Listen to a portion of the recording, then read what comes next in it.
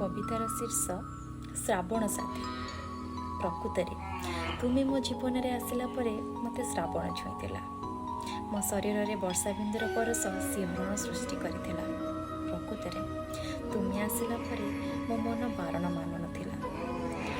से खाली हसुथिला, नाचुथिला, गाउथिला, झुमुथिला, आकाश बुकरी उड़ी उड़ी सारा दुनियाटा को तार बोली मनुला। जानिच मो पादर घुंगुर बिना कारण बाजी उठुला। कानर झुमुका बिना निशरे मो त्वला होता। काले तुम नजर मो पर पड़ो मो मथार टिकिली बेसी फुले होता। जेबे आसीथिला श्रावणर आगमन रे हृदय रे मृदु सिंचन करके जाइथिला। प्रकृतरे बाम आखि मोर फरकुथिला। श्रावण संध्यारे मो देह थरुथिला।